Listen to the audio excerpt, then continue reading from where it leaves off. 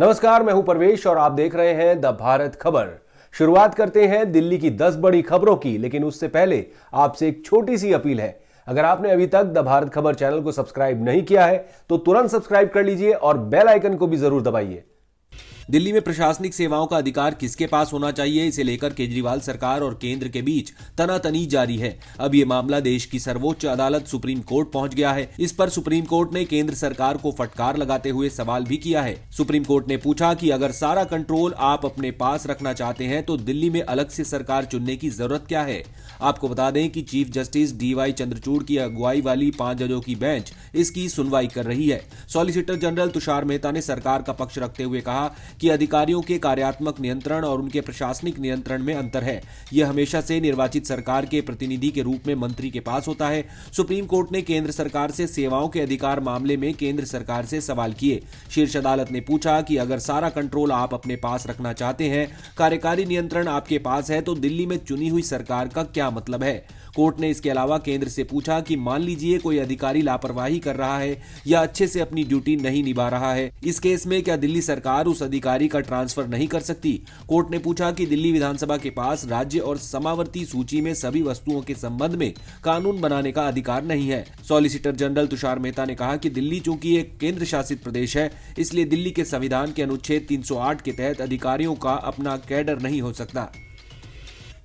पिछले कुछ महीनों से दिल्ली सरकार का कामकाज बुरी तरह प्रभावित हो रहा है। ना तो किसी नई परियोजना पर काम शुरू हो पा रहा और ना पहले से चल रहे काम समय पर पूरे हो रहे। सरकार की कई अहम योजनाएं ठप हैं या उन पर काम बेहद धीमी गति से चल रहा है। लगभग सभी जरूरी काम अटके हुए हैं। मोहल्ला क्लिनिकों में टेस्ट नहीं हो रहे, डॉक्टरों को समय पर सैलरी नहीं मिल रही, सरकारी अस्पतालों में पर्ची बनवाने के लिए लोगों को लंबी कतारों में लगना पड़ रहा है। बसों में तैनात मार्शलों की सैलरी और रिटायर्ड DTC कर्मचारियों को पेंशन भी महीनों तक रुकी रही। यहां तक कि बिजली सब्सिडी के बदले में सरकार से मिलने वाला पैसा लेने के लिए बिजली कंपनियों को कोर्ट का दरवाजा खटखटाना पड़ा। Food truck policy, Delhi electronic city, Delhi बाजार पोर्टल की लॉन्चिंग भी अटकी हुई है। दिल्ली सरकार के कामों में हस्तक्षेप के आरोप लगाते हुए शुक्रवार को CM अरविंद केजरीवाल ने उपराज्यपाल VK सक्सेना के साथ बैठक की। यह बैठक शाम 4 बजे LG कार्यालय पर हुई। बैठक के बाद CM केजरीवाल ने प्रेस कॉन्फ्रेंस कर LG पर हमला बोला। वहीं बैठक के बाद राजनिवास के अधिकारियों ने बताया कि LG VK सक्सेना ने CM अरविंद केजरीवाल से हर मुद्दे का राजनीतिकरण नहीं करने और दिल्ली के विकास पर ध्यान देने के लिए कहा है। मुख्यमंत्री ने कहा कि पिछले कुछ महीने से हम सब देख रहे हैं कि दिल्ली सरकार के मामले में LG का हस्तक्षेप बहुत बढ़ता जा रहा है। दिल्ली की चुनी हुई सरकार के कामों में राजनीतिक मंशा से बाधा डाली जा रही है। इसकी वजह से दिल्ली के लोगों की जो जरूरतें हैं और सपने हैं वो पूरे नहीं हो पा रहे। उन्होंने कहा कि इन्हीं सब वजहों को लेकर LG से मुलाकात की है। मंशा यही थी कि अगर हमें कानून और संविधान को समझने में गलतफहमियां हैं तो उसका समाधान किया जा सके। उन्होंने कहा कि मैं LG के पास संविधान, मोटर व्हीकल एक्ट, कोर्ट के आदेश लेकर गया था ताकि सभी मसले सुलझाए जा सके। केजरीवाल ने बताया कि दिल्ली में पुलिस, लैंड और पब्लिक ऑर्डर तीनों मामले LG के लिए आरक्षित हैं, लिहाजा अन्य सभी मामलों पर निर्णय लेने के लिए दिल्ली की चुनी हुई सरकार स्वतंत्र है। केजरीवाल ने सुप्रीम कोर्ट के एक आदेश का हवाला देते हुए आरक्षित मामले से इतर LG द्वारा किए गए फैसलों को असंवैधानिक बताया। साथ ही MCD चुनाव से पहले मोहल्ला क्लिनिक, जल बोर्ड के पेमेंट रोकने के आरोप लगाए। कहा कि जनता के काम कराने के लिए अगर पैर भी पकड़ने पड़े तो पैर भी पकड़ेंगे और कोर्ट का रास्ता भी अपनाएंगे। जनता के काम हर हाल में करवाएंगे। दिल्ली के उप मुख्यमंत्री मनीष सिसोदिया ने उपराज्यपाल पर नया आरोप लगाया है। उन्होंने कहा कि स्कूली शिक्षकों को ट्रेनिंग के लिए फिनलैंड भेजे जाने पर LG रोक लगा रहे हैं। उन्होंने बीजेपी सरकार पर हमला बोलते हुए कहा कि बीजेपी के लोग आप सरकार के प्रयासों को रोकने के लिए गंदी राजनीति का सहारा ले रहे हैं। इसी के विरोध में आम आदमी पार्टी ने राजनिवास का घेराव किया। आम आदमी पार्टी का कहना है कि LG ने एक बार नहीं 2-2 बार शिक्षकों को ट्रेनिंग पर जाने से रोका और हर बार नया बहाना बनाया। मनीष सिसोदिया ने आरोप लगाया कि अब जब भाजपा के लोगों की सेवा विभाग पर अनधिकृत पकड़ है तो वे दिल्ली में आप सरकार को शिक्षकों को सर्वश्रेष्ठ प्रशिक्षण देने से रोकने के लिए गंदी राजनीति कर रहे हैं। उन्होंने कहा कि अब तक करीब 1100 शिक्षकों ने सिंगापुर, ब्रिटेन और फिनलैंड समेत विदेशों में ट्रेनिंग ली है। उन्होंने कहा कि अगर दिल्ली के उपराज्यपाल VK सक्सेना बच्चों के भविष्य की परवाह करते हैं और नहीं चाहते कि उनकी शिक्षा प्रभावित हो तो वे बीजेपी की साजिश में उनका साथ नहीं देंगे। उधर राजनिवास ने दिल्ली के डिप्टी CM मनीष सिसोदिया के आरोप के बाद ट्वीट कर कहा कि LG ने फिनलैंड में शिक्षकों के लिए प्रशिक्षण कार्यक्रम के प्रस्ताव को खारिज नहीं किया है। इसके विपरीत कोई भी बयान भ्रामक है। एमसीडी के नवनिर्वाचित पार्षदों को शपथ दिलाने और साथ ही मेयर, डिप्टी मेयर और सदन से चुने जाने वाले 6 सदस्यों का चुनाव कराने के लिए दिल्ली सरकार सक्रिय हो गई है।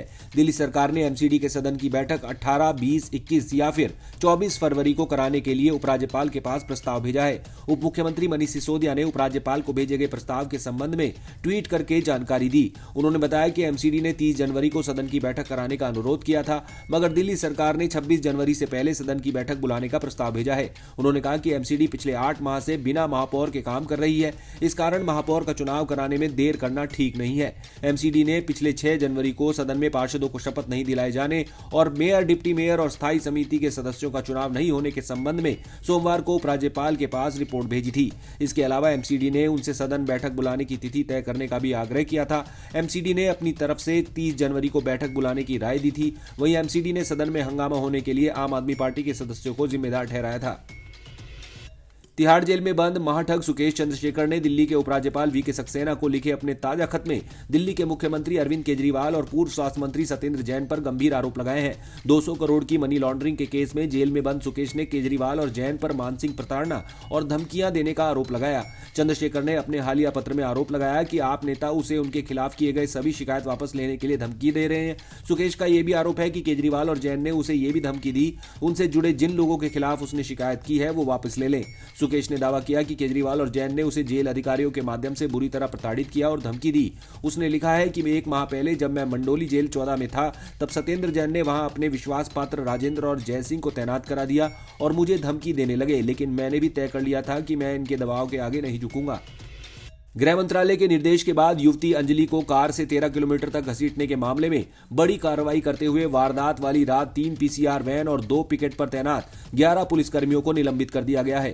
रोहिणी जिले के जिन 11 पुलिसकर्मियों को निलंबित किया गया है उनमें 2 sub inspector, 4 assistant sub inspector, 4 head constable और 1 कांस्टेबल शामिल है। घटना के दिन इनमें से 6 पीसीआर ड्यूटी पर थे और 5 पिकेट पर थे। इन पुलिसकर्मियों पर ड्यूटी में लापरवाही बरतने का आरोप है। आपको बता दें कि जिस रूट पर यह घटना हुई उस रूट पर तैनात पुलिसकर्मियों को निलंबित किया गया है। गुरुवार को गृह मंत्रालय ने वारदात वाली रात 3 पीसीआर वैन और 2 पिकेट पर तैनात सभी पुलिसकर्मियों को तत्काल प्रभाव से निलंबित करने के आदेश दिए थे। गृह मंत्रालय ने दिल्ली पुलिस के विशेष पुलिस आयुक्त शालिनी सिंह की रिपोर्ट के बाद कार्रवाई के आदेश दिए। रिपोर्ट में सीनियर पुलिस अधिकारियों के सुपरविजन में भी कमी पाई गई। नई दिल्ली जिले की तुगलक रोड थाना पुलिस ने एक ऐसे चोर को गिरफ्तार किया है जो वीआईपी की शोक सभाओं में जाकर वहां से मोबाइल, महंगा सामान और बैग चोरी करता था। 32 साल का आरोपी जॉर्ज उर्फ पिंकी बचपन से ही चोरी कर रहा है। अब तक 200 से ज्यादा घटनाओं को अंजाम दे चुका है। चोरी के पैसों से उसने छतरपुर में करोड़ों की एक कोठी बना ली। हालांकि अभी आरोपी के खिलाफ दर्ज 4 मामलों का ही पता चला है। ये बतौर वकील भी काम कर चुका है। आरोपी ने बताया कि वो गूगल और अखबारों में शोक सभाओं के मैसेज पढ़ता था। नई दिल्ली जिला पुलिस अधिकारियों के मुताबिक एक सीनियर आईएएस अफसर के पिता की नई दिल्ली में 18 दिसंबर को शोक सभा थी।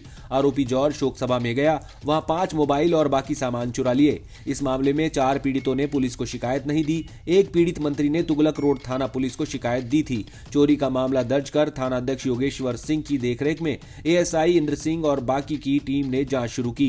टीम ने कई दिन की जांच के बाद जॉर्ज को बुधवार को छतरपुर से गिरफ्तार कर लिया। आरोपी के कब्जे से एक रिकॉर्डिंग बरामद की गई है। इसमें ये अपने वकील से बात कर रहा है कि उसने केंद्रीय मंत्री और जजों के मोबाइल चोरी कर लिए हैं। आतंकी अर्शदीप के 2 सहयोगियों की गिरफ्तारी के मामले में दिल्ली पुलिस की स्पेशल सेल ने आरोपियों के खिलाफ यूएपीए के तहत मामला दर्ज किया है। पुलिस ने दोनों आतंकियों को 14 दिन की रिमांड पर लिया है। दरअसल दिल्ली पुलिस की स्पेशल सेल ने 26 जनवरी से पहले बड़ी कार्रवाई की है। स्पेशल सेल ने कनाडा में बैठे आतंकी अर्शदीप डल्ला के 2 साथियों को दिल्ली से गिरफ्तार किया था। गिरफ्तार आतंकी गणतंत्र दिवस से पहले दिल्ली का माहौल खराब होने के लिए टारगेट किलिंग की साजिश रच रहे थे। पुलिस को आतंकियों के मोबाइल से आतंकी वारदात का ब्लूप्रिंट मिला था। दिल्ली पुलिस ने गिरफ्तार आतंकी जगजीत सिंह उर्फ जग्गा उर्फ जस्सा उर्फ याकूब उर्फ कप्तान और नौशाद के कब्जे से 3 आधुनिक पिस्टल और 22 कारतूस बरामद किए हैं। दिल्ली पुलिस की प्रवक्ता सुमन नलवा ने आरोपियों के गिरफ्तार करने की पुष्टि की है। एयर इंडिया की फ्लाइट में एक बुजुर्ग महिला सहयात्री पर पेशाब करने के मामले में नया मोड़ आ गया है। मामले के आरोपी शख्स शंकर मिश्रा ने यू टर्न लेते हुए दिल्ली की एक अदालत को बताया कि उसने शिकायतकर्ता पर पेशाब नहीं किया था। बचाव पक्ष के वकील ने कोर्ट में दलील दी कि महिला की सीट पर केवल पीछे से ही जाया जा सकता था और किसी भी हालत में पेशाब सीट के सामने वाले हिस्से की ओर से नहीं किया जा सकता था। साथ ही कहा कि शिकायतकर्ता के पीछे बैठे यात्री ने भी ऐसी कोई शिकायत नहीं की। वहीं मामले के आरोपी शंकर मिश्रा ने कहा कि मैं आरोपी नहीं हूं। आरोप लगाया कि शिकायतकर्ता कार्यकर्ता ने खुद पेशाब किया और वो प्रोस्टेट से जुड़ी बीमारी से पीड़ित है। ये भी कहा कि बैठने की व्यवस्था ऐसी थी कि कोई महिला की सीट तक नहीं जा सकता था। ये घटना 26 नवंबर 2022 की है। आप देख रहे थे दिल्ली की 10 बड़ी खबरें। अगर आपको हमारी ये खबरें पसंद आई तो लाइक कीजिए, कमेंट कीजिए और इसे अपने दोस्तों के साथ व्हाट्सएप पर शेयर कीजिए। नमस्कार।